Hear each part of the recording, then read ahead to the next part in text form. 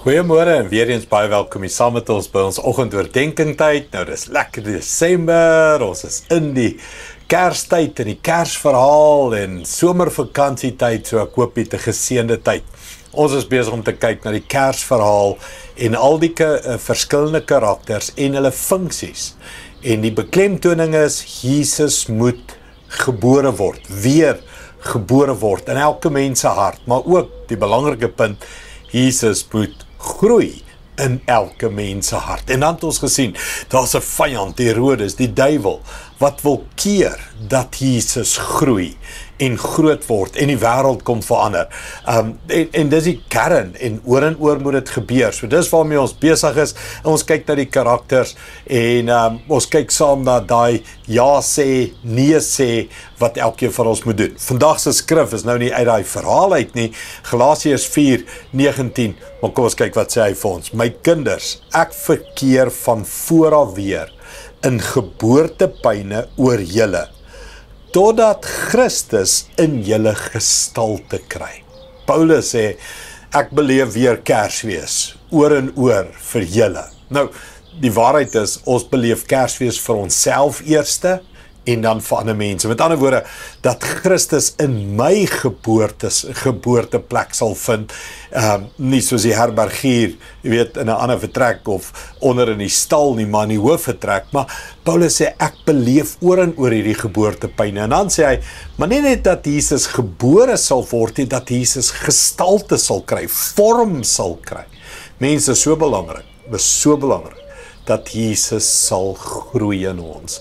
En ek weet nie hoe om dit oor en oor te beklemtoon, dat ek dink ons sit met 'n probleem in die kerkwêreld, wel, veral wat ek sien, waar ek mense ontmoet, is dat ons kom tot bekering, wedergeboorte, ons neem Jesus aan, maar dan is die groei, kan ek sê, baie stadig, in baie plekke wil ek amper sê glad nie. Die verskil tussen 'n Christen en 'n sondaar is amper niks. Die Christen lyk nie Christen nie, die Christen tree nie Christen op nie, die Christen lyk nie meer soos Jesus nie, die Christen het nie selfbeheersing nie, die Christen het nie die vrug van die Gees nie, en baie keer kry jy nie Christene wat harder werk aan daai dinge as die Christene. So, daar's net hierdie worsteling in my, ek wil sê wat Paulus sê, hierdie baringsnood, pyn binne in my. Ek wil sien Christus vind gestalte in elkeen van ons, en ek dink jy wil dit ook sien, jy wil dit in jouself sien, né? Ek wil vir myself hê, Andries, jy verander, jy word beter, jy lyk meer soos Jesus, en ek wil dit nie net vir myself hê, ek wil dit vir al my vriende, kollegas, mense op die streaming, en mense wat saam kyk, al hierdie goed, ek wil dit vir my kinders, my vrou, Christus moet groei, gestalte vind in ons. Mens, kan ek jou vra, commit vir groei, commit en sê, wat moet ek doen dat Christus groei in my? Wat moet ek lees? Wat moet ek bid? Hoe moet ek stilte tyd hou? Hoe moet ek kerk toe gaan?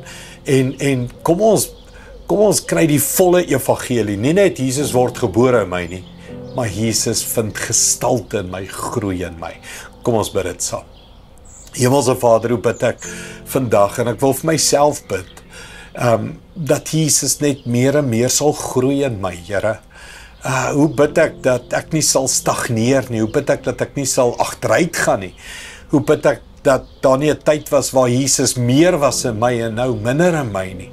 Here, help ons, en ek bid, Here, help my om ander mense te help, dat Christus groei in ons, die volle evangelie, die volle Kersverhaal is, en die seun het groot geword en sterk geword, en dis wat ons bid, Jesus word sterk in ons, word groot in ons, en verander die wêreld deur ons. Dankie daarvoor, in Jesus naam, amen.